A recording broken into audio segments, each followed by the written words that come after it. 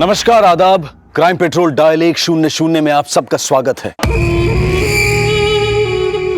शादी एक ऐसा रिश्ता है जो जन्म से नहीं बल्कि तकदीर के साथ जुड़ता है और हर रिश्ते से अलग होता है। समय के साथ साथ ये रिश्ता गहराता भी है। फिर चाहे शादी कितनी भी नई या पुरानी क्यों ना हो, उसे बरकरार रखने के लिए कई चुनौतियों का सामना करना पड़ता है। और जब कोई इन चुनौतियों से पीछे हटता है तो कभी कभी अपराध की ऐसी चिंगारी फूटती है कि पूरा का पूरा परिवार झुलस जाता है। क्या सिर्फ प्यार काफी होता है एक शादी को सफल बनाने के लिए?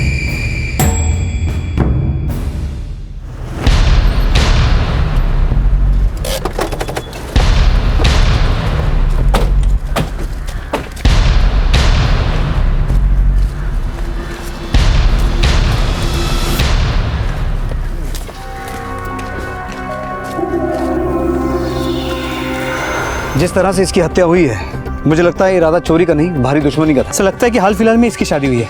आसपास से आइडेंटिफिकेशन के लिए कोई एविडेंस मिला? सर अब तक तो कुछ नहीं।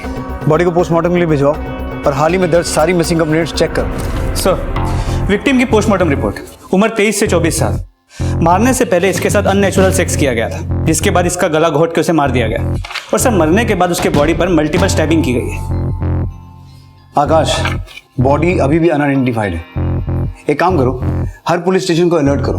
ये लड़की जो भी है, इसके घर वालों ने मिसिंग कंप्लेंट तो दर्ज की होगी। साहब से बात करने, लड़की अभी तक आई नहीं है। मैं बोल रहा हूँ। सर बाहर एक औरत आई है बेटी की मिसिंग कंप्लेंट लेकर। भेजो अंदर। जी सर। सर मेरी बेटी घर से निकली थी, अब तक नहीं आई। रोज 11 बजे तक आ जाती है वापस। इस फोटो।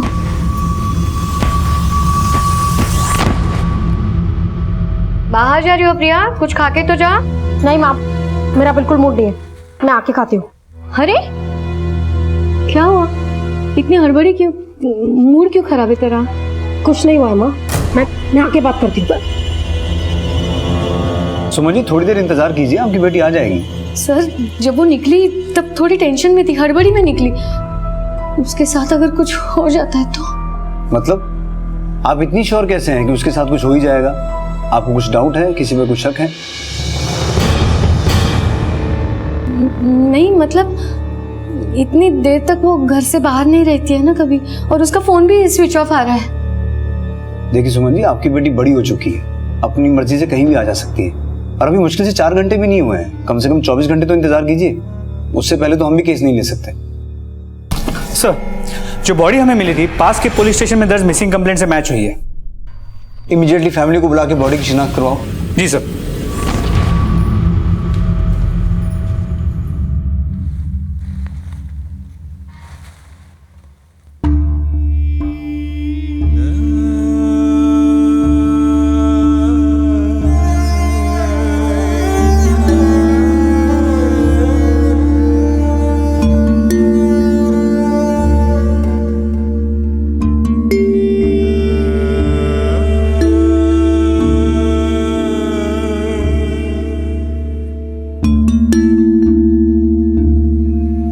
पता नहीं ये सब कैसे हो गया।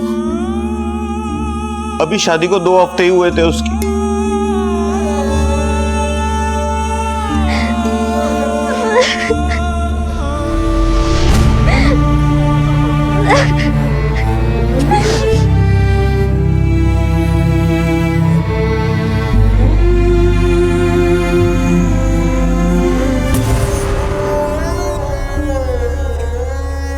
सब कुछ तो ठीक चल रहा था, पता नहीं किसने ऐसा किया, क्यों किया।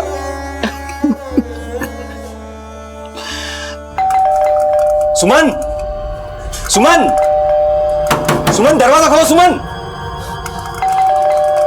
सुमन, सुमन, सुमन, सुमन प्लीज दरवाजा खोलो। सुमन दरवाजा खोलो। तुमने ही प्रिया को गायब करवाया। इस सबके पीछे तुम ही हो। सुमन तुम ऐसा सोच कैसे सकती हो? वो सिर्फ तुम्हारी नहीं मेरी भी बेटी है। सुमन प्लीज मेरी बात रखने का मौका तो दो एक। अब तो सच बोलो महेश, क्या किया तुमने प्रिया के साथ? सुमन 23 साल का साथ है हमारा, इतना भी विश्वास नहीं रहा मुझ पर। सर नैना 16 तारीख की सुबह यहाँ से निकली थी, मुझसे बोलकर निकली थी कि मायके जा रही, अब तक वापस नहीं आई। हमें तो पता ही नहीं था कि नैना घर आने वाली थी। हमें उसने कोई फोन नहीं किया था और ना ही कोई मैसेज। हमें तो तब पता चला जब 16 की शाम को सूरज हमारे घर आया था नैना को लेने। सर जब नैना के पेरेंट्स ने बोला कि नैना वहाँ पहुंची ही नहीं, तो हमने मिलकर पुलिस कंप्लेंट कर दी। सर बस 14-15 दिन हुए थे हमारी शादी को।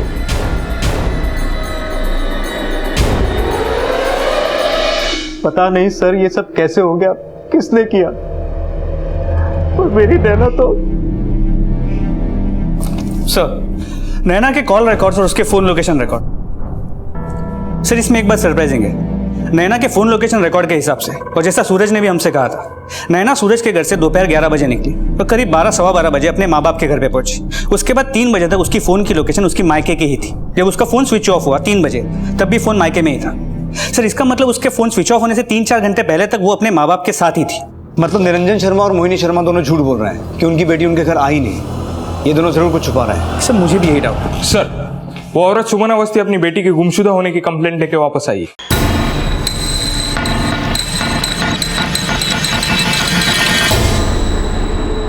कल रात से उसकी बेटी घर नहीं लौटी और इस बात को अब 24 घंटे से भी ज्यादा समय हो चुका है सर। अंदर भेजो। जी सर। सर 24 घंटे के बाद आई हूँ, मेरी बेटी को कुछ हो ना जाए। आकाश इमीडिएटली इनकी कंप्लेंट लिखो। सर आप मेरे साथ आइए। बस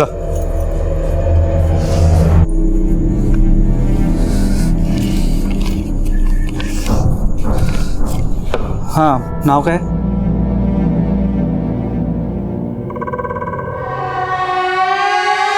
क्या हुआ? आप पहचानती हैं इसे? नहीं। अच्छा नाम क्या है?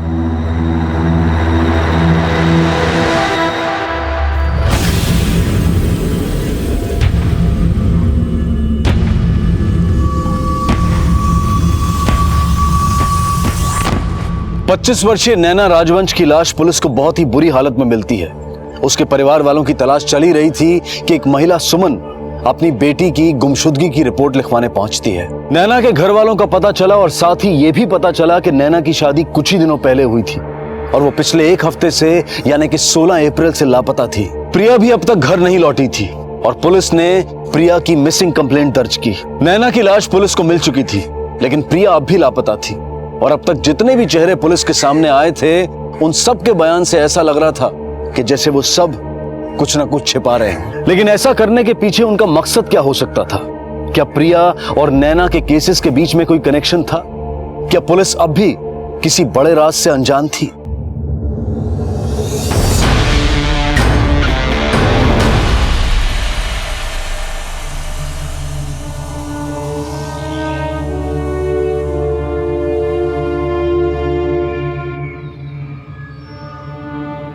क्या सोच रही बेटा?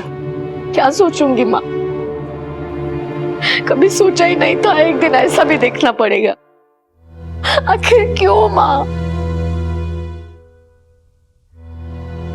पता नहीं प्रिया कहाँ होगी, किस हालत में होगी।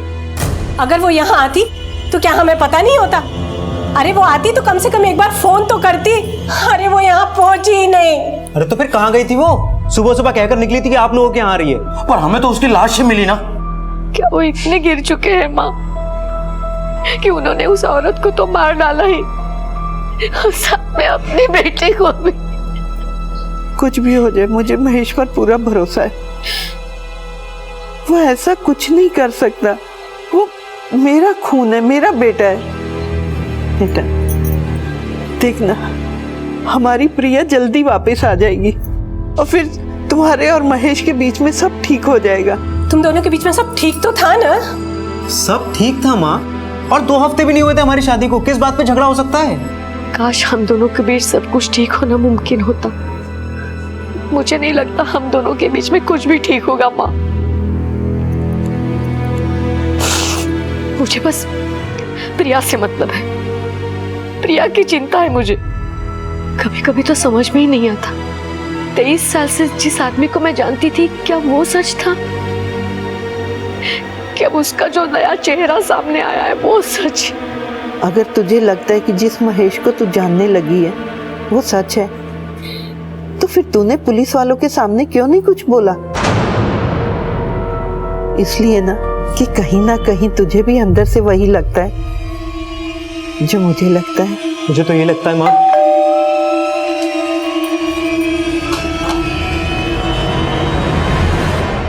ये रहे नैना के कॉल रिकॉर्ड्स। इनके हिसाब से दोपहर 12 बजे नैना आपके घर आई और उसके बाद उसका मोबाइल फोन 3 बजे आपके घर पर ही स्विच ऑफ हुआ। अब उसका मोबाइल खुद चल के तो नहीं आया होगा ना? सर अगर हमने कुछ किया होता तो हमें मिसिंग कंप्लेंट क्यों करते? बेटी थी नैना हमारी। नैना और उसके परिवार के बारे में मैं ज़्यादा कुछ तो नहीं जानता था। एक तो हमारी अरेंज मैरिज हुई थी और ऊपर से 2-3 हफ्तों का ही साथ था सर हमारा। पर हाँ सर, शादी के बाद मुझे ये ज़रूर लगा था कि नैना और उसके परिवार के बीच कुछ तो है जो ठीक नहीं है। नैना ने मुझे कभी इस बारे में कुछ नहीं बताया, पर सर मैं सच में मुझे नहीं लगता था कि उनके बीच का मनमुटाव नैना की मौत का कारण बन सकता है सर। सूरज की बातों से तो यही लगता है कि नैना का अपने माँ बाप के साथ रिश्ता ठीक नहीं था और नैना के फोन लोकेशन के हिसाब से उसके माँ बाप झूठ बोल रहे हैं। उसकी आखिरी लोकेशन अपने मायके में थी, वहीं चलकर तलाशी लेते हैं, कुछ ना कुछ जरूर हाथ लगेगा।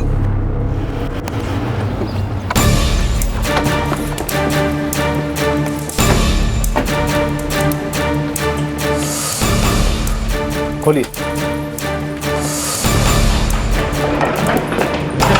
ऊपर चेक करो, एक आदमी चेक करो।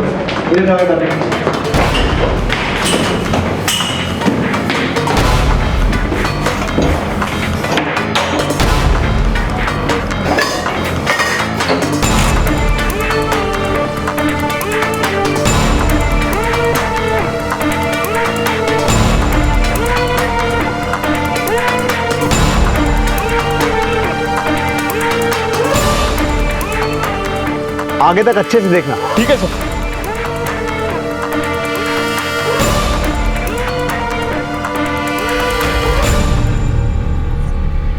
सर मोबाइल मिला।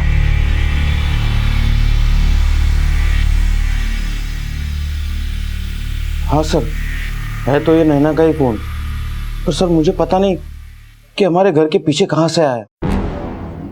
नैना ने कोई मैसेज नहीं किया था और ना ही कोई फोन। निरंजन जी, आपके पास हर एक बात का एक ही जवाब है कि आपको कुछ नहीं पता। कोई बात नहीं, हमारे पास एक खास नुस्खा है जिससे सबको सब कुछ याद आ जाता है। सर गौर करने वाली बात यह है कि भले ही हमें नैना का फोन उसके माँ बाप के घर के पीछे से मिला हो, लेकिन उस दिन उसने अपने माँ बाप से फोन पे एक भी बार बात तक नहीं की, ना ही कोई मैसेज भेजा। सर आमतौर पे कोई अपने घर पे जाता है तो एक बार फोन करके इन्फॉर्म तो कर देता है। सर कहीं ऐसा तो नहीं कि नैना अपने घर पे गई ही ना हो? तो तुम क्या कहना चाहते हो कि सूरज झूठ बोल रहा है? सर शायद।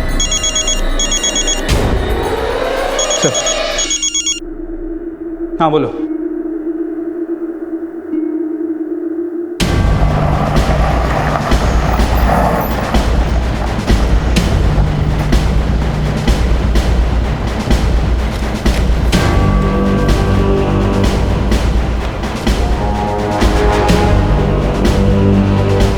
आसपास सर्च करो।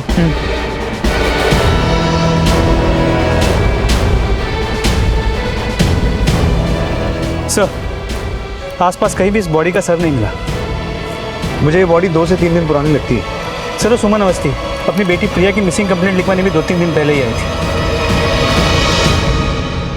पर जो उम्र उसने अपनी बेटी की बताई थी, इस लड़की की उम्र भी लगभग वही लग रही है। सर कहीं ये बॉडी प्रिया की तो नहीं? प्रिया के घर वालों को बुलाओ। नैना मर्डर केस को पुलिस अब तक सुलझा नहीं पाई थी कि एक और हत्याकांड उनके सामने आया। जिस लड़की की लाश पुलिस को मिली थी उसकी पहचान होनी मुश्किल थी, क्योंकि क्राइम सीन से पुलिस को लाश का सर नहीं मिला था और ना ही लाश के पास कोई आइडेंटिफिकेशन के सुराग मिले थे। लेकिन क्या यह बॉडी वाकई प्रिया की थी? और अगर हां तो किसने मारा था उसे? और इसके पीछे आखिर था कौन? क्या सुमन का महेश को लेकर शक सच था? पर आखिर क्यों एक पिता अपनी बेटी को मारना चाहेगा?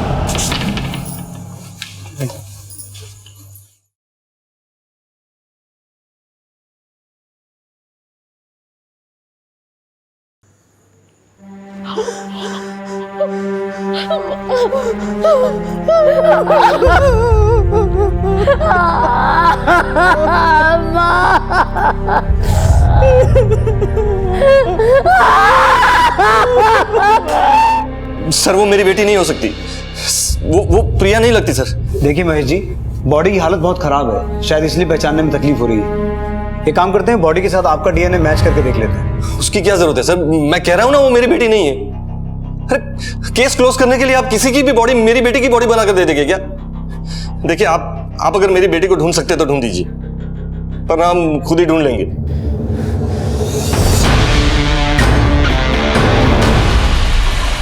सॉरी।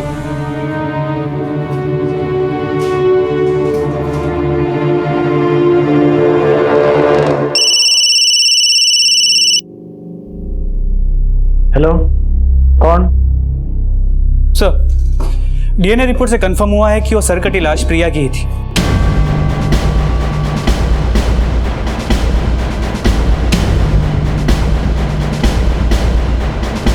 मैंने फैमिली को इन्फॉर्म कर दिया है। मर्डर को करीब 3 दिन हो गए। गर्दन को तलवार जैसी किसी धारदार हथियार से काटा गया है। महेश ने उस लड़की को तो मारा ही, पर अपनी बेटी का खून वो कैसे कर सकता है? किस औरत को मारा महेश ने? क्या है ये? कौन है ये लड़की?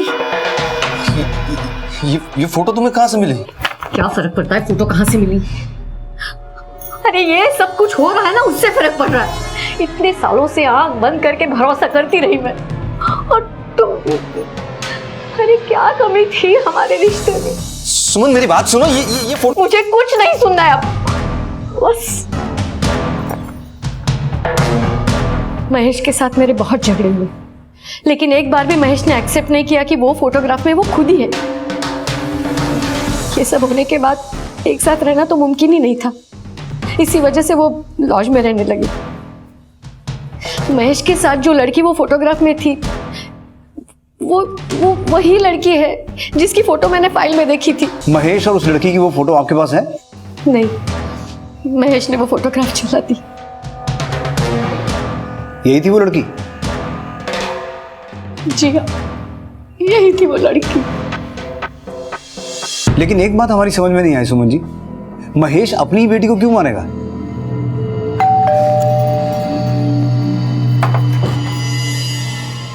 पापा कहाँ है? बाहर गए काम से। क्या हुआ? पता कर लीजिए कि काम से बाहर गए या कहीं और।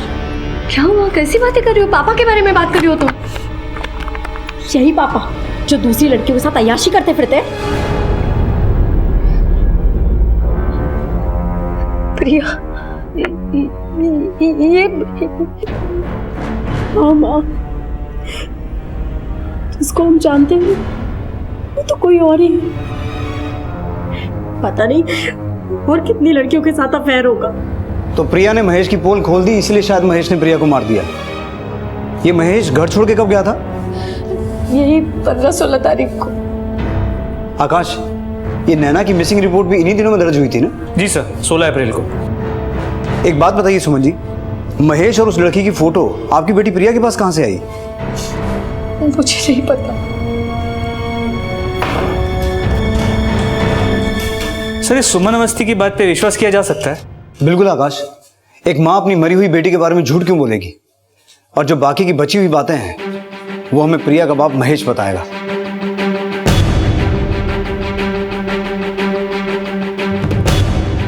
सर, महेश के कमरे पे ताला लगा है, पर उसकी गाड़ी पार्किंग में। गेस्ट हाउस वालों का कहना है कि उन्होंने महेश को कल रात आखिरी बार देखा था जब वो खाना खाने बाहर गया था, और उसके बाद वो वापस लौटा ही नहीं। कहीं महेश अंडरग्राउंड तो नहीं हो गया? कहाँ जाता है खाना खाने? एग्जैक्टली तो नहीं पता, बट गेस्ट हाउस वालों ने कहा कि यहीं कहीं आसपास जाता है। गेस्ट हाउस के रिकॉर्ड से उसकी फोटो निकलवाओ और पूरे एरिया में सर्च करो और उसका मोबाइल सर्विलेंस पे डालो। जी सर।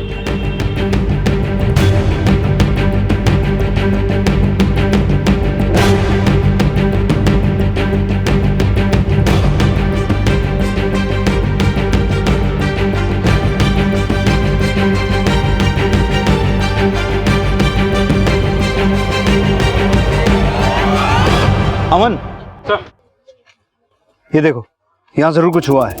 फोरेंसिक टीम को इन्फॉर्म करो। सर।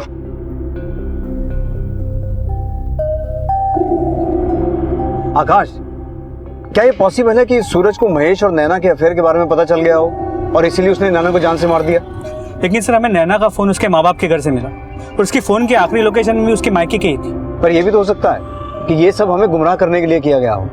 वो फोन सूरज ने ही नैना के मायके में फेंक दिया हो। सर पॉसिबिलिटी तो ये भी है कि नैना अपने पति से झूठ बोल के महेश से मिलने गई और अपने एफआईआर को दबाने के लिए महेश ने ही नैना को मार दिया। पॉसिबल है, पर यह भी तो हो सकता है कि उस रोज जब वो महेश से मिलने निकली तो सूरज ने उन दोनों को एक साथ देख लिया हो और उसके बाद पहले उसने नैना को मारा और अब शायद महेश के साथ भी वही कुछ किया हो।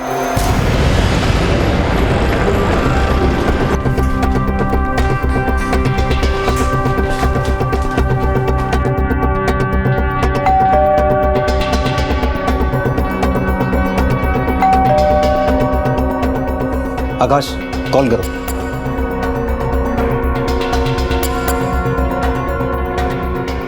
Sir phone switch off. दरवाजा तोड़ दो। सर्च करो।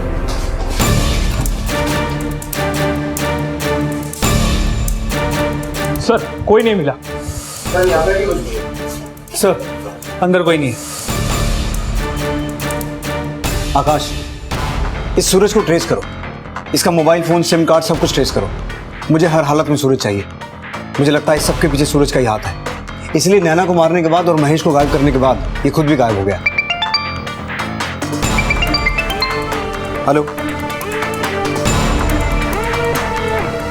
क्या?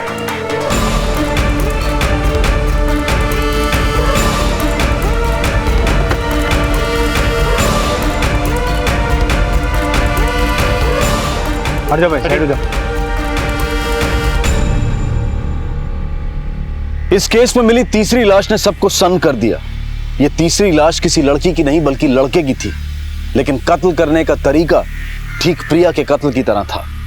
बॉडी के सर को धड़ से अलग करके बिना किसी आइडेंटिफिकेशन के छोड़ दिया गया। क्या ये तीनों खून एक ही शख्स ने किए थे या फिर इनके पीछे अलग अलग चेहरे थे? ये केस प्रश्नों के एक ऐसे भंवर जाल में फंस चुका था जहां से किसी जवाब का मिलना नामुमकिन सा लग रहा था।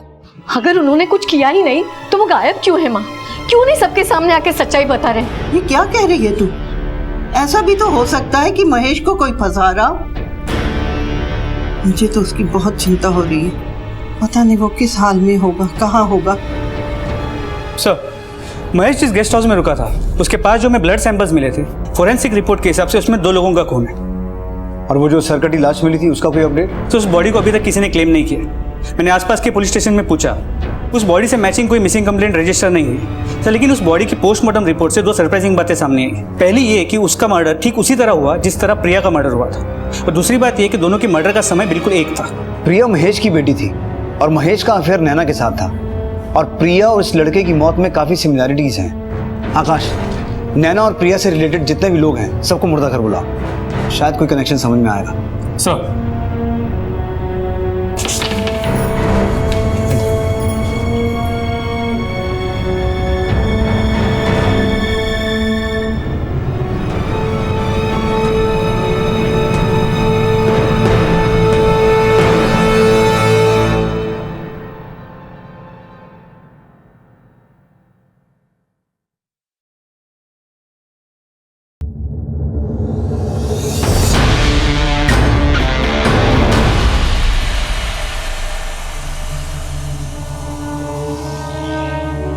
ये तो समीर है। आ रही हूँ।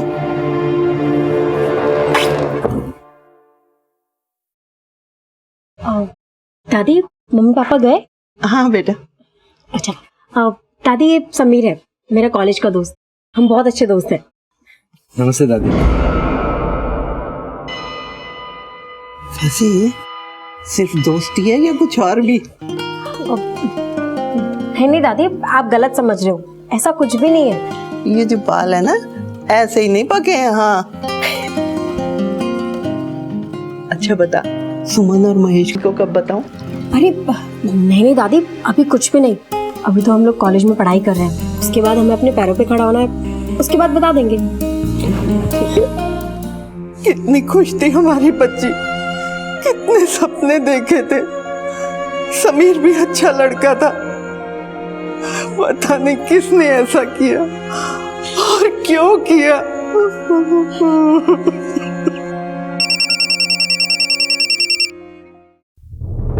हेलो,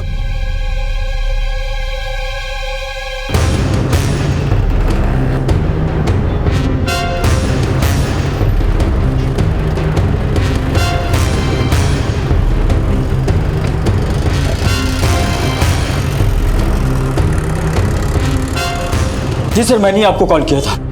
ये आदमी को बहुत ही बुरी कंडीशन में यहाँ पे लाया गया था। ना तो इसके पास में पर्स था और ना ही मोबाइल, और ना ही कोई ऐसा रास्ता था कि जिसके जरिए हम ये पता लगा सके कि ये शख्स है कौन। आइए सर प्लीज।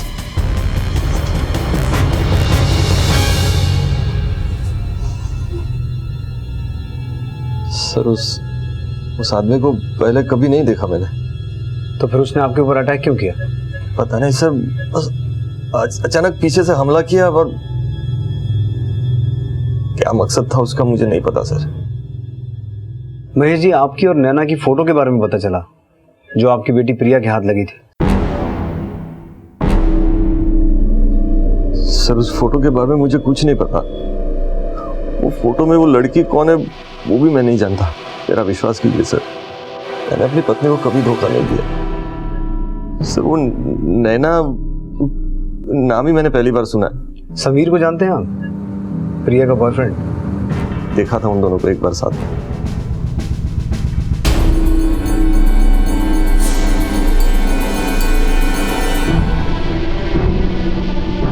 वो लड़का बिल्कुल पसंद नहीं था मुझे। ऐसे लड़के के साथ कोई फ्यूचर कैसे प्लान कर सकता है? सर मैं प्रिया के लव मैरिज करने के खिलाफ नहीं था, बस इतना चाहता था कि उसकी जिंदगी में जो भी लड़का है वो अच्छा हो, पढ़ा लिखा हो। एक बाप होने के नाते लड़की के बारे में इतना भी नहीं सोच सकता। मैं सच बोल रहा हूँ सर, मैंने अपनी बेटी को नहीं मारा, उस लड़के को भी नहीं मारा मैंने। महेश जी, आप उस आदमी का स्केच बनवा सकते हैं जिसने आपके ऊपर अटैक किया था? सर कोशिश कर सकता हूँ, बराबर देखा नहीं था मैंने उसे। सर मैंने नैना और महेश के पिछले 1 साल के कॉल रिकॉर्ड्स और लोकेशन डिटेल को खंगाला। ना ही इन दोनों के आपस में कभी बात हुई है, और ना ही ये दोनों कभी एक साथ एक ही वक्त पे एक ही लोकेशन में मौजूद थे। मुझे लगता है महेश सच कह रहा है या शायद झूठ। हो सकता है महेश के ऊपर ये अटैक हुआ ही ना हो। ये सब इसने जानबूझ के किया ताकि अपना अकाउंट क्लीन कर सके। वरना सोचने वाली बात है आकाश, महेश के साथ नैना की फोटो कहां से आती, और वो फोटो महेश की बेटी प्रिया के हाथ कैसे लगती? मुझे लगता है हमें प्रिया के बॉयफ्रेंड समीर के बारे में और पता करना चाहिए। आखिर दोनों को एक ही दिन एक ही तरीके से मारा गया, तो उनको मारने वाला था कौन, और उनको मारने का मोटिव क्या था?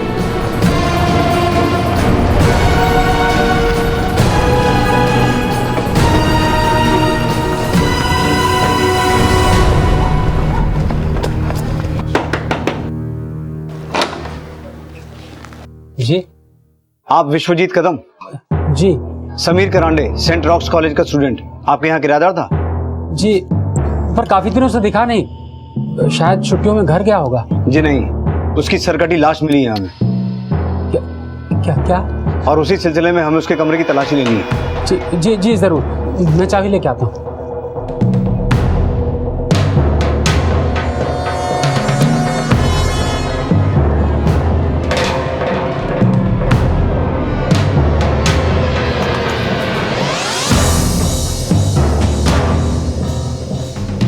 समीर के पीछे से यहाँ कोई आया था? नहीं, समीर था तभी प्रिया आई थी। मैं उसी समय बाजू के कमरे से किराया लेके बाहर जा रहा था, तो दोनों की झगड़े की आवाज आई। अरे बाबा क्या कर रही हो? क्या कहा है? जैसे दरवाजे पे आया, दरवाजे पे हाथ लगा और दरवाजा खुल गया। मैंने देखा कि दोनों के बीच काफी झगड़ा हो रहा है। पता नहीं क्या प्रिया ढूंढ रही है, और समीर उसे समझाने की कोशिश कर रहा है, लेकिन प्रिया समझने को तैयार नहीं थी। वो बहुत गुस्से में थी। किस बात पे झगड़ा हो रहा था, कुछ याद है आपको? सर पता नहीं किस बारे में झगड़ा हो रहा था। वैसे भी मैं ज्यादा देर तक रुका नहीं। आकाश, कमरे का कोना कोना छान मारो।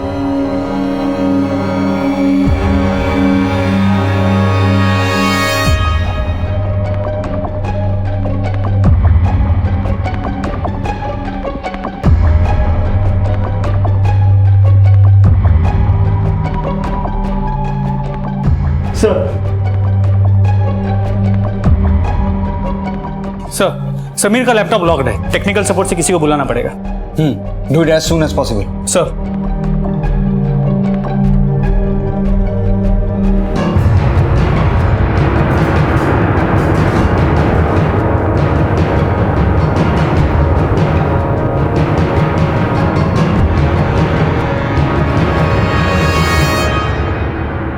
ये तो कोई और है। सर इस फोटो को एडिट करके इस पे महेश का चेहरा मॉर्फ किया गया है। प्रिया के घर वालों से बात करनी पड़ेगी। मुझे तो पहले ही पता था कि मेरा बेटा ऐसा कुछ नहीं कर सकता, उसे फंसाया गया है। आप जानती है इसे? आप पहचानती हैं? सुमन जी, आपकी बेटी प्रिया और उसका बॉयफ्रेंड समीर इस सब तक क्यों गिरेंगे? हम जानते हैं आपके पति महेश को समीर पसंद नहीं था, तो क्या यही रीजन हो सकता है इस सब के पीछे कि उन दोनों ने आपके पति के फोटो को इस फोटो से मॉर्फ कर दिया? मेरी बेटी ऐसा कुछ कर ही नहीं सकती, वो तो ऐसी थी ही नहीं। नहीं सर, मेरी बेटी ऐसा कर ही नहीं सकती, उसे भटकाया गया होगा।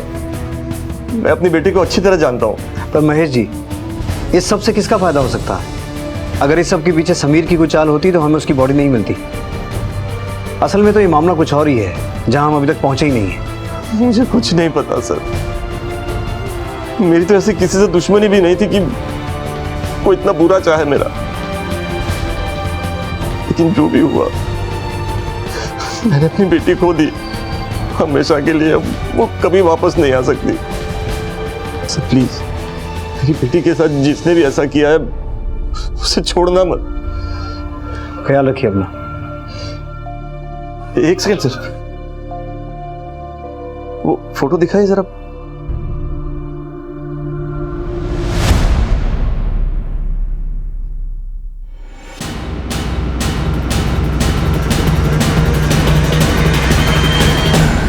सर मुझे कहाँ ले जा रहे हो सर? सर मैं एक प्रोफेसर हूँ सर, मैंने किया क्या? चल तेरी क्लास अब हम लेंगे, चल कुछ तो बिठाओ बताइए उसे। सर, मैंने किया क्या सर? जल्दी सर, लो गाड़ी। सर क्यों मार रहे हैं सर मुझे? मैंने तो ये ना ये हाँ सर, ये मेरा ही फोटो है। कैसे जानता था नैना को? सर वो ये वो ऐसा वैसा ऐसे लफ्जों का इस्तेमाल करना मना है यहाँ। सीधा मुद्दे पे आ, सच सच बोल, कैसे मिली नैना? बोल।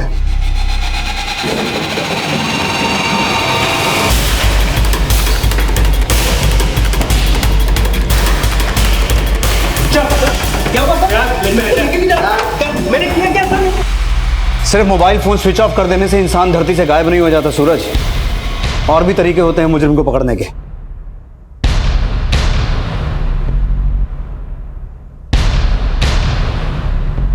ये सीसीटीवी फुटेज उस वक्त और उस दिन का है सूरज, जिस दिन तुमने नैना की बॉडी को ठिकाने लगाया था। और अब झूठ तो तू वैसे भी नहीं बोल सकता, क्योंकि गुस्से में नैना के साथ किए गए रेप से तेरा डीएनए मैच करता है। मेरे सास ससुर ने मुझे धोखा दिया था। न जाने कितनों के साथ सो चुकी थी नैना, और ऐसी लड़की मुझे थमा दी। शादी के बाद मेरे दोस्त ने मुझे एक पिक्चर भेजी थी।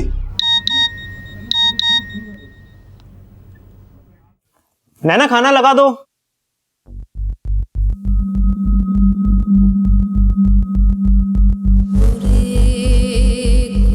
अरे सूरज, आप यहाँ? चलिए मैं खाना लग। एक मिनट। सूरज, कब से चल रहा है ये? मतलब कब से बेवकूफ बना रही है मुझे? आप ये क्या बोल रहे हैं? मुझे कुछ भी समझ नहीं। क्या बोल रहा हूँ मैं? क्या है ये? मैं बताने वाली थी आपको। कब बताने वाली थी? वो मम्मी पापा ने बोला कि शादी के बाद ठग लोगे तुम मुझे? आप ही ने तो बोला था कि आपको मेरे पास्ट से कोई पास्ट से मतलब ये तो इतनी बड़ी बात छुपाओगे तुम मुझसे? अगर मर्दों को इतना ही शौक था तो मुझसे शादी क्यों की उसने? मेरी जिंदगी को बर्बाद की थी। काश तूने उसे एक बार अपनी बात कहने का मौका दिया होता सूरज। उस बेचारी के साथ तो खुद इतना गलत हुआ था। ये सब उससे जबरदस्ती करवाया गया था, जिसकी वजह से उसकी जिंदगी लगभग खत्म हो गई थी। और तुझमें तो वो एक उम्मीद देखती थी, अपना कल देखती थी, अपना भविष्य देखती थी। और तूने क्या किया उसके साथ? एक लाचार लड़की का रेप करके उसे जान से मार दिया। क्या आप क्या कह रहे हैं सर? किसने किया उसके साथ ये सब?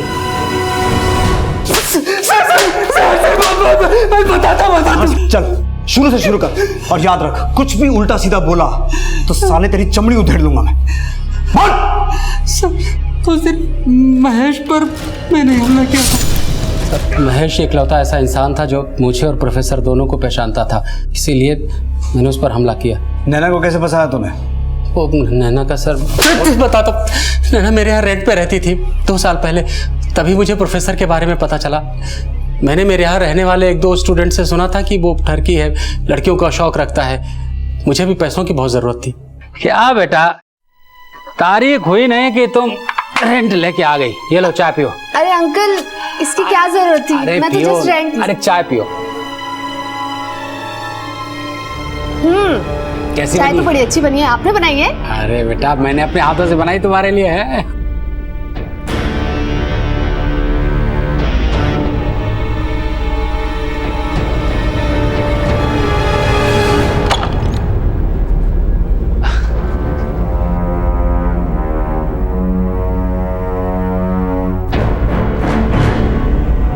मुझे भी पैसे कमाने का एक अच्छा रास्ता मिल गया था। मैं उन फोटोज़ के ज़रिए नैना को ब्लैकमेल करने लगा, प्रोफेसर के साथ उसे सोने के लिए मजबूर करने लगा। बस मैंने एक गलती कर दी थी। मुझे याद नहीं मैंने कब नशे में समीर को फ़ोटो दिखा दिए, फिर उसने उसको कॉपी करके पता नहीं कब एडिट करके प्रिया को दिखा दिया। वो प्रिया के बाप से बहुत गुस्सा था क्योंकि वो प्रिया और उसके बीच में आ रहा था, जिसके बाद उसने उन फोटोज़ को और भी लोगों को दिखाया। उसी बीच एक दिन प्रिया प्रिया क्या कर रही हो? अरे बाबा हुआ क्या? अरे बाबा क्या कर रही हो? क्या कहा है? तुमने मेरे पापा की फोटो एडिट की उस लड़की के साथ? देखो मैंने सारे फोटोज तुम्हारे लैपटॉप में देख लिए। मुझे सच सच बताओ कि तुमने वो फोटोज किस किस को दिए? प्रिया ये सब कुछ मैंने हमारे लिए किया है यार।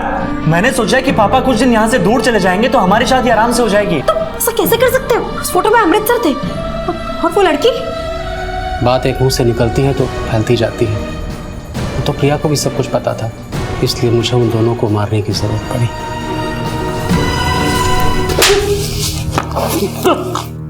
दोनों की बॉडीज के धड़ तो मिल गए हमें, सर कहां ठिकाने लगा है?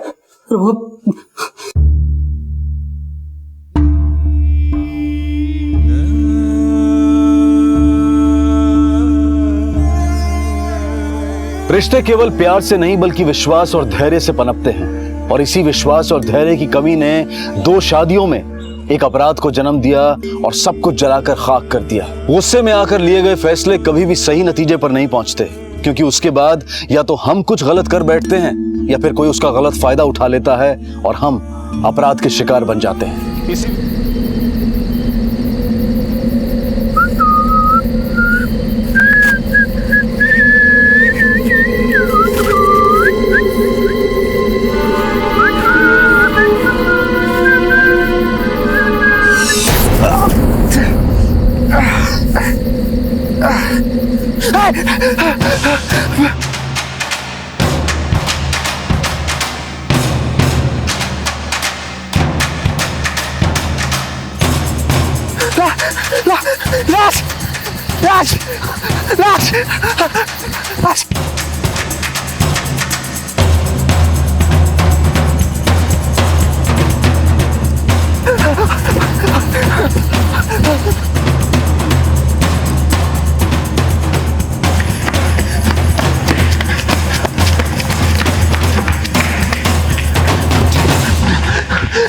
साहब शेफाली।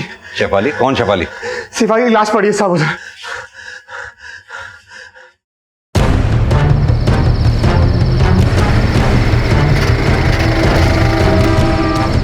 साहब इधर।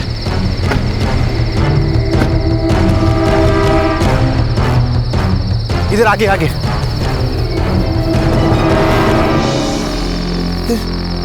कहाँ है लाश? यहाँ तो कोई लाश नहीं है। इधर ही देखा था साहब। एक काम करो, जरा आसपास देखो।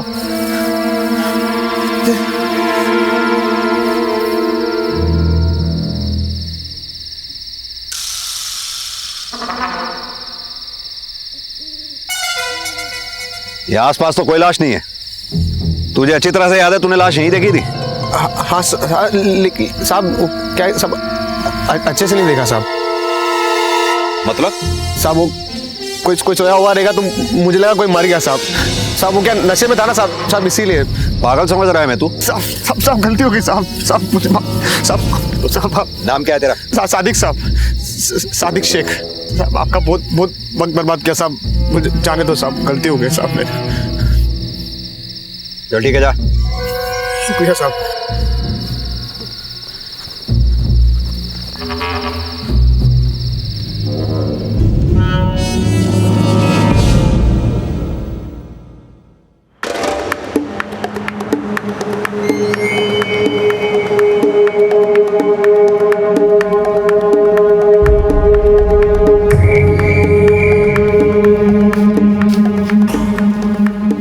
जिस डर और विश्वास से वो आदमी पुलिस स्टेशन आया था, उससे ये लगता है उसने यहाँ लाश देखी थी। ये देखे सर,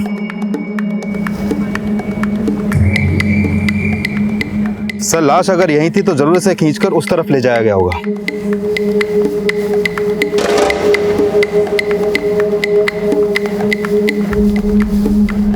सर ब्लड ट्रेसेस तो नहीं दिख रहे, लेकिन हो सकता है कि मर्डर गला दबा के किया गया हो। उस आदमी ने जिस औरत की लाश देखी थी वो उसे नाम से जानता था। क्या नाम बता रहा था वो उसका? शेफाली।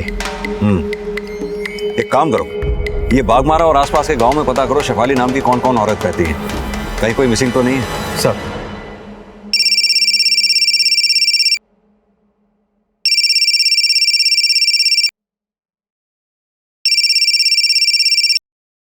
हेलो,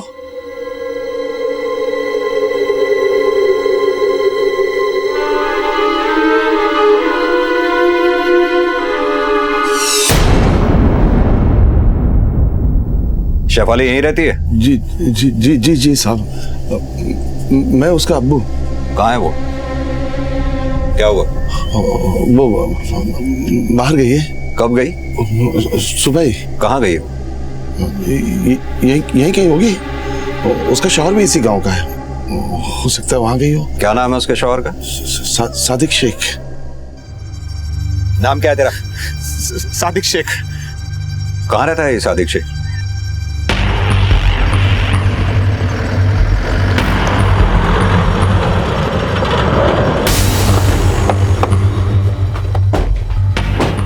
सादिक शेख कौन है? साहब मैं ही हूँ सादिक शेख। तुम्हारे अलावा सादिक नाम का कोई और दर्जी भी है इस गांव में क्या? इस गांव में तो यही अकेला पीस है। तुम कौन? साहब मैं यूसुफ, इसका दोस्त। तुम्हारी बीवी का नाम शेफाली है? साहब शेफाली के साथ मेरा हलाला निकाह हुआ था। हलाला निकाह मतलब?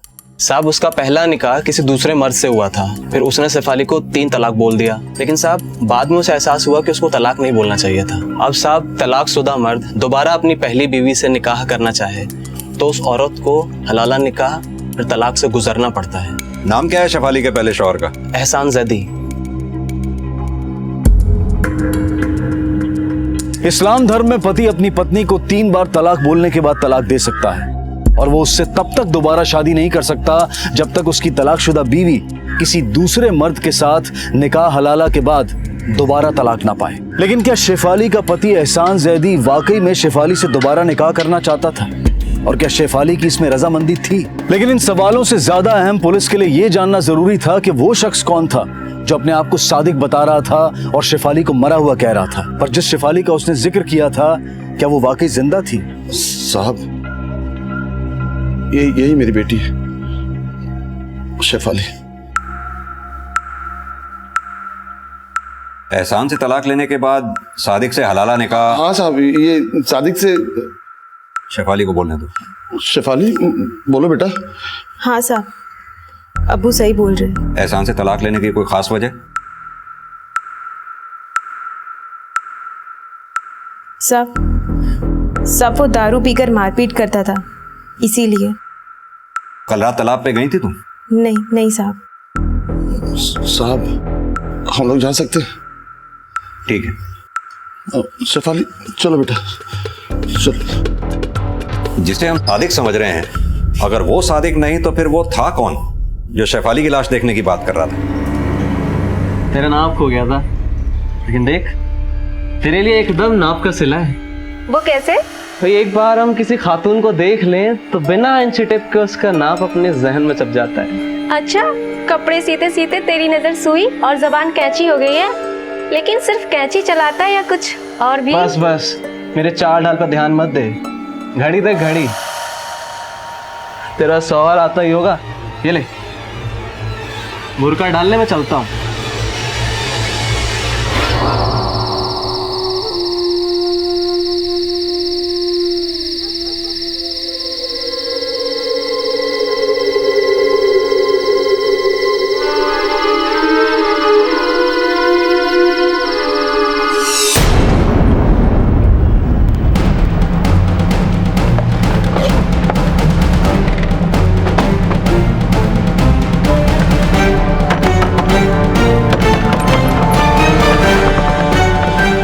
एहसान ज़ैदी यहीं पे रहता है? जी।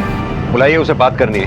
या अल्लाह, वो घर पर नहीं है साहब। साहब, साहब क्या बात है साहब? कुछ तो बताइए साहब, क्या बात है? ये फोटो किसकी है? यही तो एहसान है साहब। ये एहसान है? नाम क्या है तेरा? सादिक साहब, सादिक शेख।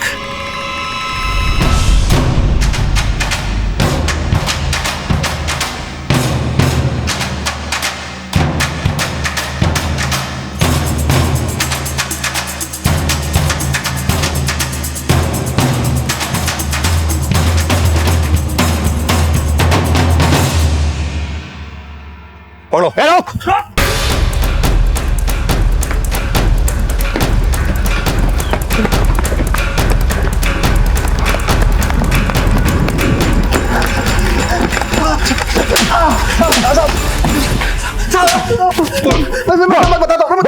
बताता हूँ। तूने अपना नाम सादिक क्यों बोला? उस रात जब सैफ अली की लाश नहीं मिली तो मैं घबरा गया साहब, इसलिए डर के मारे मैंने आपको अपना नाम सादिक बताया। पर साहब मैंने सैफ अली की लाश देखी थी, वहीं पे थी। शेफाली कलम से मिलके गई अपने अम्मी अब्बू के साथ? क्या?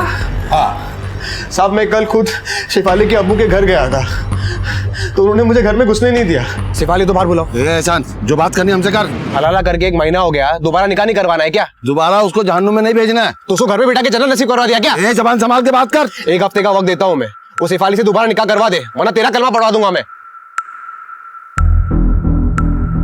मुझे लग रहा है कि आप शेफाली से नहीं, उसकी छोटी बहन अफसाना से मिले होंगे। और साहब मैं आपको बोलता हूँ साहब, ये लोग बहुत खराब लोग हैं साहब। शेफाली से बहुत नफरत करते थे, हमारे निकाह के भी खिलाफ थे। अगर वो खिलाफ थे तो फिर तूने शेफाली को तलाक क्यों दिया? निकाह के बाद हमारी अनबन बहुत होने लगी थी, उसकी और मेरी अम्मी की भी नहीं बनती थी साहब। मेरी नौकरी भी नहीं लग रही थी, इसलिए शेफाली भी मुझसे नाराज थी। फिर एक दिन मैंने उसको झूठ बोल दिया कि कोलकाता में मुझे बड़ी नौकरी लगी है। एहसान, मुझे कब बुलाओगे कलकत्ता? शेफाली, वहाँ नए लोग हैं, नया शहर है, मुझे थोड़ा वक्त दो, ठीक है? और तुम्हें लेके जाऊंगा मेरे साथ। तब मैं पहली बार कोलकाता में नौकरी ढूंढने जा रहा था। बहुत जूते घिसने के बाद भी कोई मुझे नौकरी नहीं दे रहा था। ऊपर से वो शेफाली भी रोज फोन पे फोन किया करती थी कि मुझे कोलकाता कब बुला रहे हो। फिर साहब मैंने परेशान होकर फिर उसको बोल दिया।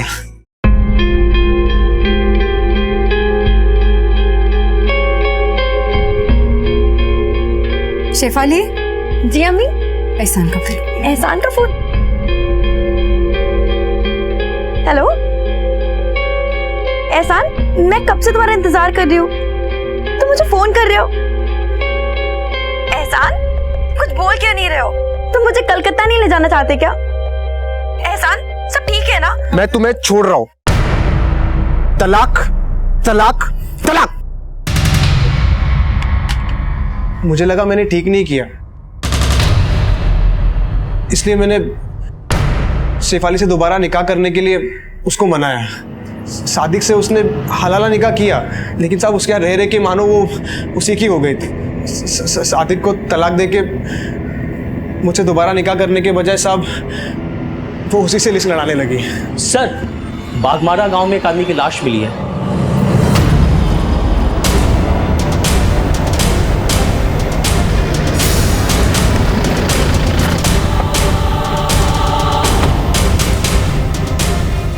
हटो सामने से, हटो।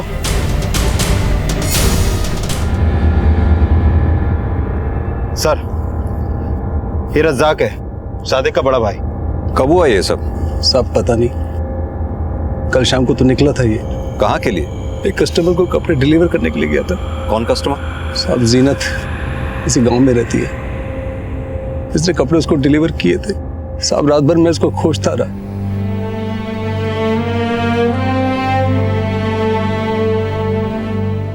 सर, ये सादिक की हत्या का कारण शेफाली से तो नहीं जुड़ा? अब ये तो उस्मान ही बताएगा। कौन बाहर नहीं साहब, साहब ना ही मैंने शेफाली को मारा है और ना ही सादिक को। तो फिर अफसाना को शेफाली कह के क्यों मिलवाया हमसे? उस लड़की की वजह से हमेशा हमारा बेड़ा गर्क हुआ है साहब। पहले उसने ढल्ले एहसान से इश्क लड़ाकर उससे निकाह कर लिया, फिर तलाक, और दोबारा उससे निकाह करने के लिए हलाला से गुजरी। मतलब तुम शेफाली से नफरत करते थे? तुम्हें यह बात भी गवारा नहीं थी कि शेफाली सादिक से हलाला निकाह करे? इसी वजह से तुमने पहले शेफाली को और बाद में सादिक को मारा, क्योंकि तुम्हें पता चला कि हलाला के बाद शेफाली सादिक से इश्क लड़ा रही थी। नहीं नहीं साहब, ये अफवाह एहसान की साजिश है साहब। उसी ने उससे अगवा किया होगा ताकि उसे मेहर ना देनी पड़े। मेहर? एहसान ने उसे तलाक तो दिया था, लेकिन मेहर के 3 लाख रुपए नहीं दिए थे। निकाह के वक्त दूल्हे के घर वाले अपनी खुशी से दुल्हन को मेहर की एक रकम देना तय करते हैं, जिसका जिक्र कबूलनामे से पहले काजी द्वारा किया जाता है। उसी तरह पति जब अपनी बीवी को तलाक देता है तो अपनी तलाकशुदा पत्नी को मेहर की वो रकम वापस करना उसका फर्ज ही नहीं, कायदा माना जाता है। जब उस्मान का झूठ पकड़ा गया तो आरोपों से बचने के लिए उसने उल्टे एहसान पर यह कहकर शक जताया कि मेहर की रकम ना लौटाने के लालच में उसने ही इन सारे अपराधों की साजिश रची है। साहब मैं कोई साजिश नहीं कर रहा हूँ, ये सब शेफाली के अब्बू की नफरत का नतीजा है। उनकी नफरत की छोड़, तेरा लालच भी तो वजह बन सकता है। कैसा लालच साहब? तुझे शेफाली के मेहर के 3 लाख रुपए जो नहीं लौटाने थे। साहब लेकिन शेफाली मुझे दोबारा निकाह करने वाली थी। पहले तो तू बोला कि वो सादिक से। साहब ये बात भी सही है, लेकिन सादिक की हत्या का सुन के मुझे यकीन हो गया कि शेफाली के अब्बू ने शेफाली को मारा है, और सादिक को भी उन्होंने ही मारा है साहब। क्योंकि साहब शेफाली हलाला निकाह के तलाक के बाद भी उस सादिक से इस लड़ा के उनकी इज्जत मिट्टी में मिला रही थी साहब।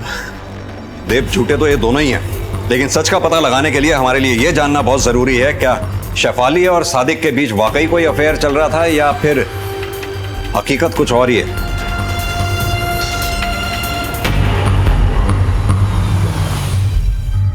साहब ये कहना सरासर गलत होगा कि सादिक और शेफाली के बीच में प्यार था। वो तो मजबूरी का रिश्ता निभा रहे थे साहब। कितने वक्त तक रही शेफाली यहाँ सादिक के साथ? साहब ये कोई 2 महीना 2.5 महीना, और जब से वो यहाँ से गई वो अपने अब्बू के यहाँ रही। साहब मुझे तो लगता है कि ये शेफाली के अब्बू और एहसान के रंजिश के चलते मेरा भाई हलाल हो गया है।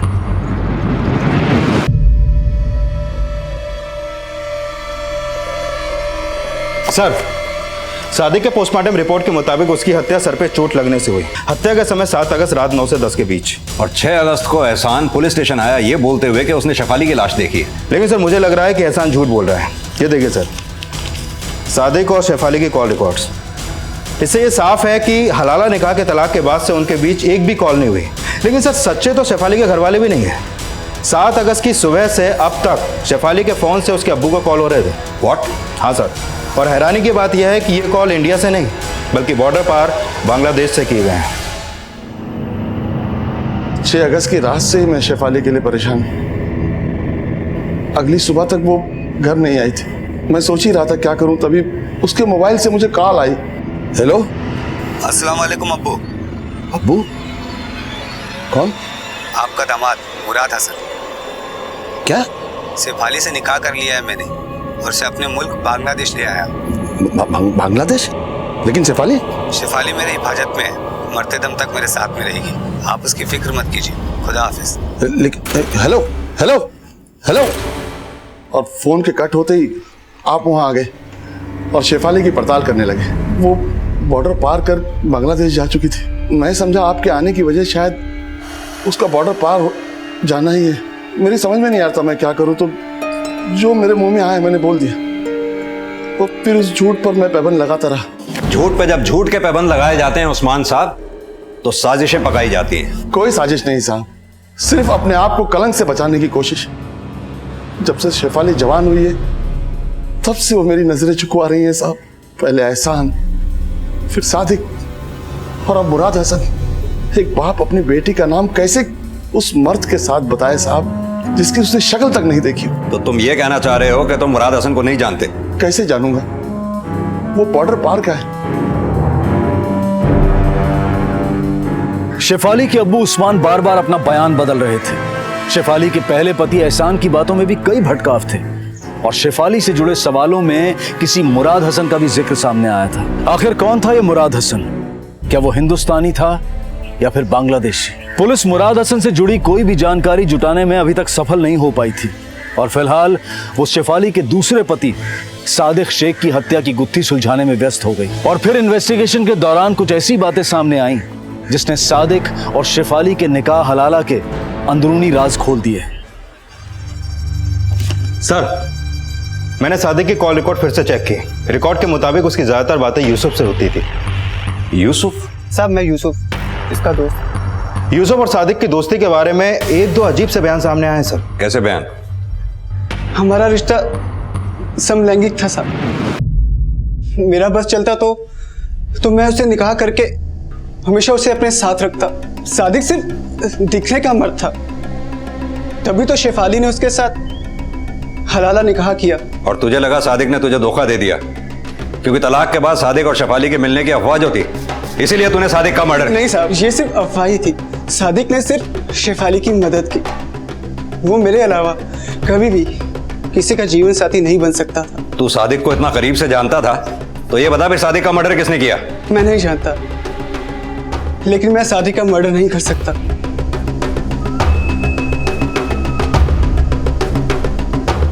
यूसुफ के बयान की पुष्टि के लिए पुलिस ने सादिक की हत्या वाली रात यूसुफ की एलिबाई चेक की। सर, यूसुफ की एलिबाई कंफर्म की। सादिक की हत्या वाली रात वो अपने दोस्तों के साथ पासे के गांव में छाव डांस देखने गया था। तो फिर यह भी सच होगा कि सादिक गे था। शेफाली और सादिक के बीच अफेयर की अफवाह भी झूठी थी, जिसे फैलाने में एहसान और उसकी मां का हाथ हो सकता है। और मकसद शेफाली को करेक्टरलेस साबित करके उसको मेहर की रकम देने से बचना। यह एहसान जितना जमीन के ऊपर है उतना जमीन के नीचे भी। उसका झूठ उसकी मां से ही पकड़ में आएगा। साहब, मेरे बेटे ने कोई झूठी अफवाह नहीं फैलाई। जो कुछ सच है वो मैंने अपनी आंखों से देखा है साहब। क्या देखा? 1.5-2 महीने पहले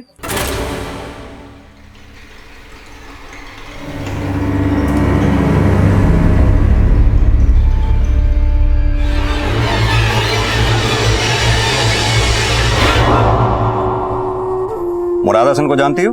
मुराद हसन? ये कौन है साहब? देव, 6 अगस्त को यहां से जितने भी लोग बांग्लादेश गए हैं उनकी लिस्ट तैयार करवाओ। सर।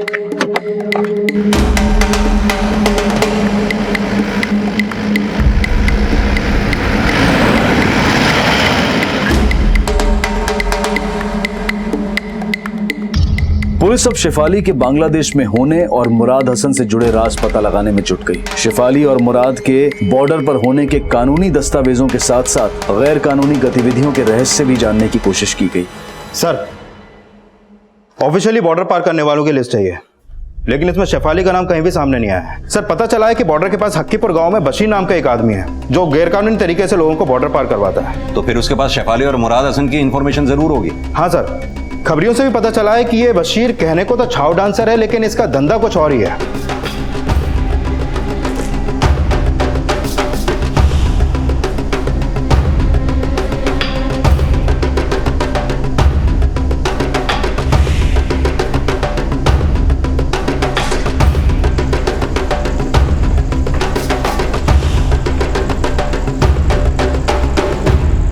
नहीं साहब, आपको किसी ने गलत इंफॉर्मेशन दिया है। मैं तो एक छोटा सा कलाकार हूँ। हाँ, कलाकार तो तू है, बिना वीजा के यहाँ के लोगों को बॉर्डर पार जो करवाता है। एक बात बता, 6 अगस्त को मुराद हसन और शेफाली को बॉर्डर पार कराया था तूने? अब तू सच बोलेगा या हम उगलवाएं? साहब, मैंने किसी को बॉर्डर के पार नहीं करवाया, लेकिन एक इंफॉर्मेशन है, पर एक शर्त पे बोलूंगा, यदि आप मुझे जाने देंगे। ठीक है, बोल। बागमारा गांव का सादिक टेलर है, वो 6 अगस्त को मेरे पास आया था एक मोबाइल लेकर। सादिक टेलर? कौन? सादिक शेख? हाँ साहब, सादिक शेख। वो उसने मुझे एक मोबाइल दिया और बोला कि ये शेफाली का मोबाइल है, और बोला कि इसको बॉर्डर के पार करना है ताकि वहां से कोई मर्द उसके बाप को फोन करे और बोले कि शेफाली का उसके साथ निकाह हो गया है, और वो शेफाली को लेकर बॉर्डर के पार चला गया है। बशीर का बयान इशारा कर रहा है कि शायद शेफाली जिंदा नहीं, सिर्फ उसका फोन ही बांग्लादेश गया था। मतलब 6 अगस्त की रात को एहसान ने सच में शेफाली की लाश देखी थी और सादिक ने बशीर को शेफाली का फोन दिया। तो क्या सादिक ने शेफाली का मर्डर किया? और अगर सादिक ने शेफाली को मारा तो फिर सादिक को किसने मारा? सर, इन सवालों की भूल भुलैया में उलझने से पहले हमें यह कंफर्म करना है, अगर शेफाली की हत्या हुई थी तो लाश कहां ठिकाने लगाई गई होगी?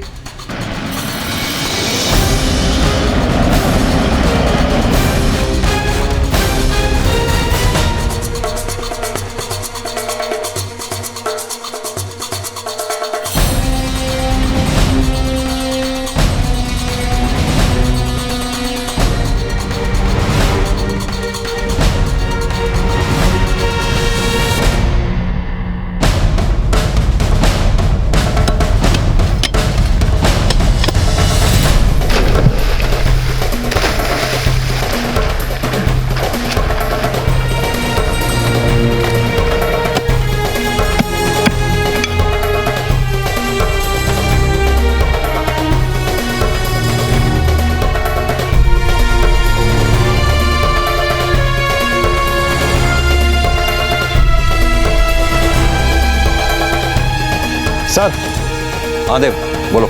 सर इधर पास के एक तालाब में एक नहीं बल्कि 3-3 लाशें मिली हैं। 3-3 लाशें? ये देखिए।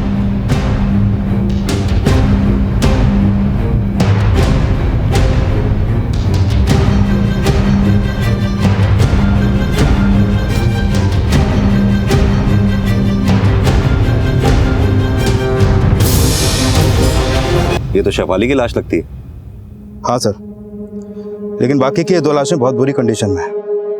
लगता है कई महीनों से इस तालाब में सड़ रही थी। जिस तरह से इन तीनों की बॉडीज को रस्सी से बांधकर पानी में डंप किया गया है, उसे तो यही लगता है कि शेफाली के हत्यारे ने इन दोनों की हत्या की है। एक काम करो, बॉडीज को आइडेंटिफाई करवाओ। अब इनकी पहचान ही बताएगी कि इनकी हत्या का लिंक शेफाली और सादिक की हत्या से है या नहीं। सर।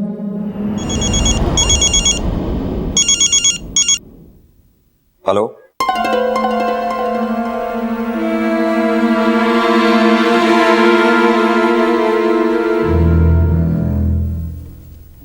वो मुझे और मेरे बेटे को शेफाली का कातिल समझकर जान से मार देना चाहता था। लेकिन चाकू तो तुमने चलाया था उस पे। नहीं साहब, मैंने अपने हिफाजत के लिए चाकू उठाया था साहब। आप चाहे तो किसी से भी पूछ लीजिए, गलती से लग गया साहब। मैंने जानबूझकर नहीं मारा साहब, आप किसी से भी पूछ लीजिए साहब। शायद उन दोनों औरतों का उनसे ताल्लुक हो ना हो, पर हमको लगता है कि शेफाली को दोनों माँ बेटे ने मारा है।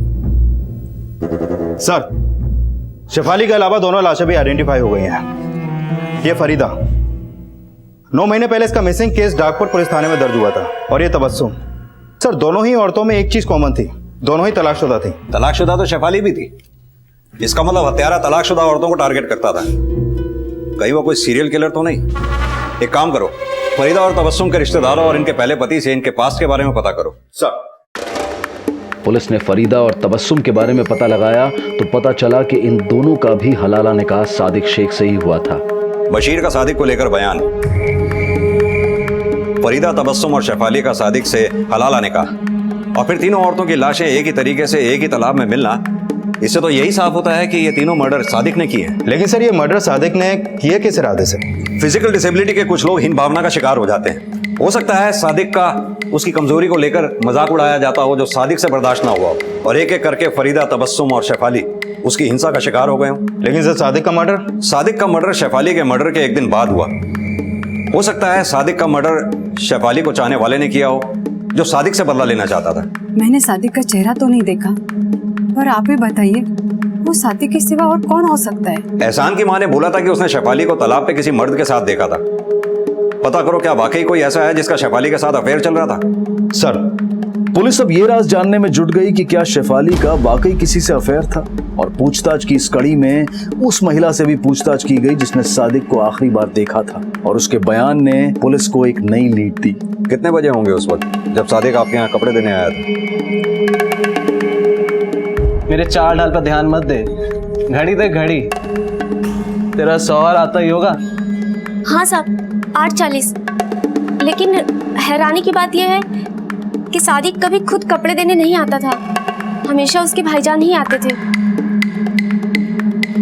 हाँ साहब, सादिक कभी कपड़े डिलीवर करने नहीं जाता था, और उस दिन रज़ाक भाईजान ने उसे भेजा, और उसके जाने के 10 मिनट बाद ही दुकान उन्होंने बंद कर दी।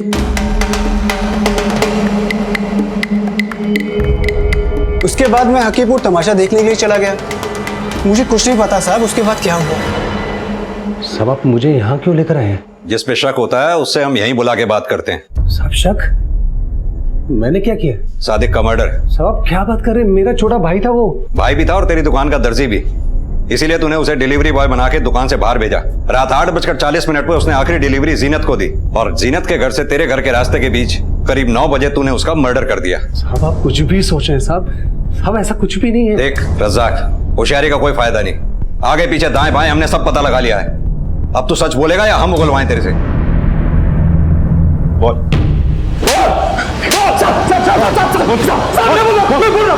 बड़ी शर्म आ रही होगी ना जब दुनिया बोलती होगी वो तेरा भाई है। सर मैंने उसका कभी बुरा नहीं चाहा। सब भाई होके उसने मुझे ब्लैकमेल किया। क्यों? साहब उसे मेरे और शेफाली के रिश्ते के बारे में पता लग गया था। शेफाली मुझे प्यार करती थी, क्योंकि एहसान उसको कभी खुश नहीं रख पाया, और सादिक के साथ रहना तो उसकी मजबूरी थी।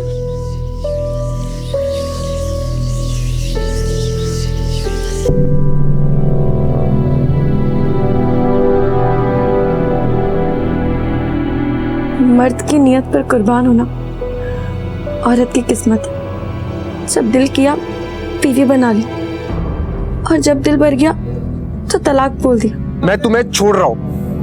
तलाक तलाक तलाक।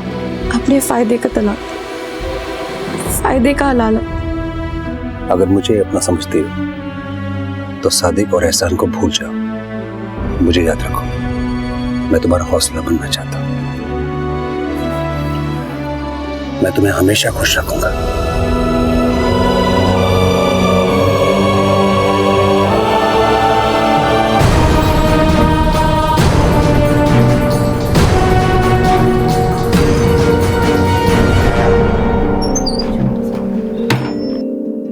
शाजिया मुझसे खफा थी, लेकिन साहब मैंने कभी शाजिया की परवाह नहीं की। सादिक और शेफाली के तलाक के बावजूद मैं उसे मिलता रहा।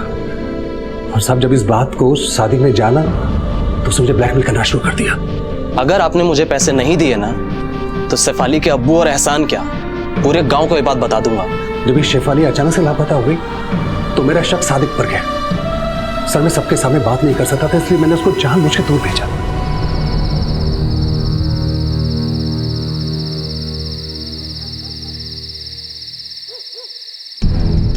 शेफाली कहाँ है? मुझे नहीं मालूम शेफाली का है। तुझे सब पता शेफाली कहाँ पर है? मैंने बोला ना मुझे नहीं मालूम। देख मुझे तू बता दे शेफाली कहाँ है? तेरे को सब पता शेफाली कहाँ है? क्या कर रहा है? क्या किया तूने शेफाली को? क्या किया शेफाली को तूने? मैंने कुछ नहीं किया। छोड़ो मुझे। बोल रहा हूं मैंने। सब मुझे लगा वो सिर्फ जख्मी हुआ होगा। तुझे शक था या यकीन कि सादिक ने शेफाली को मारा है? सर किसी को मारने का बूता उसके अंदर नहीं था। ज्यादा से ज्यादा वो किसी का नुकसान कर सकता था, मुझे बस उस पर इतना ही शक था। सर सादिक और रजाक ने मारा, लेकिन शेफाली और बाकी औरतों के मर्डर में रजाक का कोई खास मोटिव नजर नहीं आ रहा। लेकिन रजाक की बीवी शाजिया का शेफाली को मारने का मोटिव हो सकता है। यह भी हो सकता है कि रजाक सादिक की पिछली बीवियों फरीदा और तबस्सुम से रिश्ता रख रहा हो और शाजिया इसकी चश्मदीद बनी हो।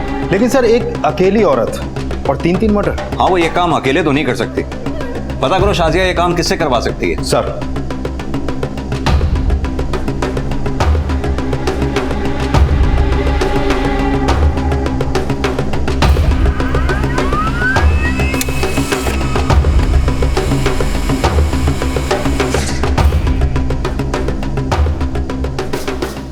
सर शाजिया का बैकग्राउंड चेक किया तो पता चला कि वो हक्कीपुर गांव की है और बशीर उसका मुंह बोला भाई है। इसका मतलब बशीर शाजिया की पढ़ाई बोल रहा था। हाँ मैं नफरत करती थी शेफाली से, लेकिन मैंने उसे नहीं मरवाया साहब। झूठ मत बोलो, हमें सब पता है। किससे मर्डर करवाया था? बशीर से? साहब मैं मानता हूँ कि शाजिया मेरी बहन जैसी है, लेकिन उसने मुझे कभी किसी को मारने को नहीं बोला। लगता है तो पिटे बिना नहीं मानेगा। देव साहब मैं सच बोल रहा हूँ साहब, मैंने कुछ नहीं किया साहब। अब ये पिटाई तेरे कबूलनामे पे ही रुकेगी। नहीं साहब।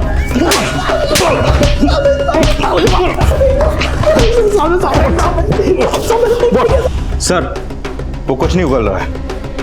मुजरिम अगर सच ना उगले तो रास्ता बदलना पड़ता है। पता करो बशीर के धंधे में उसका भागीदार कौन कौन है, उन्हीं के हलक में डंडा देके बशीर का सच उगलवाएंगे। सर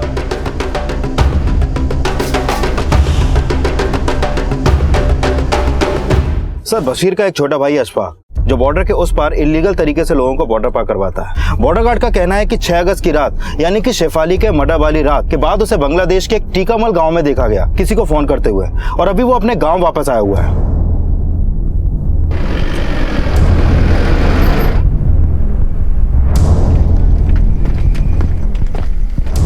बोलो जी।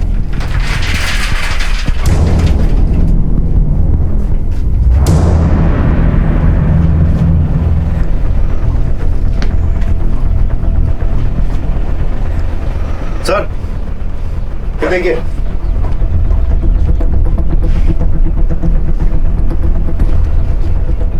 ये देखिए सर मोबाइल।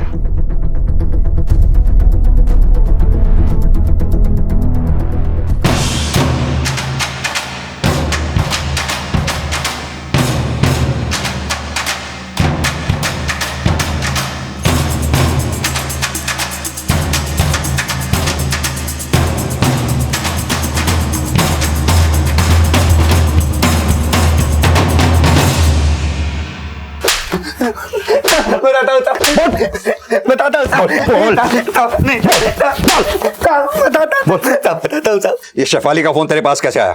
साहब ये फोन तो मुझे पड़ा हुआ मिला था साहब। बेटा मुराद हसन, जो कुछ पता है सच सच बोल दे, वरना इस बार तो डंडे की पीठ पे नाचेगा। कुछ नहीं किया साहब, मैंने कुछ नहीं किया साहब। तेरे कॉल रिकॉर्ड्स भी हमने चेक किए। फरीदा और तबस्सुम के लापता होने के दौरान भी तू बागमारा गांव के तालाब के पास ही मौजूद था। शेफाली की तरह फरीदा और तबस्सुम के मर्डर भी तूने ही किए। बोल किया ना तूने?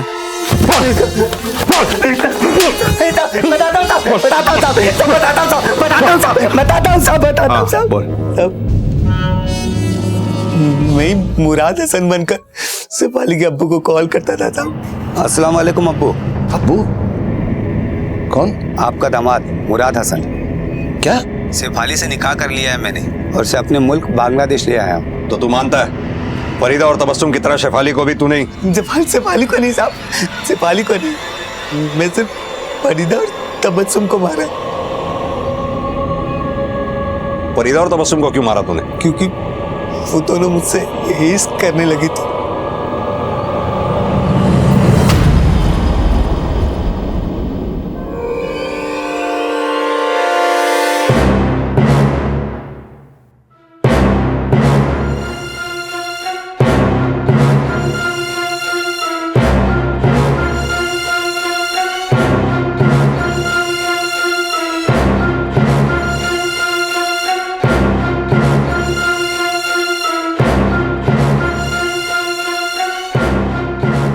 उन दोनों ने हलाला निकाह सादिक से किया, लेकिन तलाक के बाद अपने पहले शौहर को भूलकर मुझसे निकाह करना चाहते थे, लेकिन मैंने सिर्फ उनसे संबंध बनाए साहब।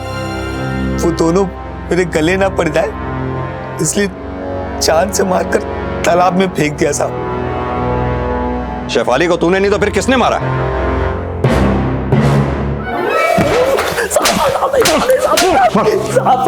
साहब बताता हूँ साहब। कुछ महीनों पहले मैं शाजिया बाजी के घर गया था साहब। वहाँ मैंने पहली बार शेफाली को देखा था। उसे देखते ही मैं उस पर फिदा हो गया था। फिर मुझे पता चला कि सादिक से उसका तलाक हो गया है। फिर मैंने चांस मारना चाहा साहब।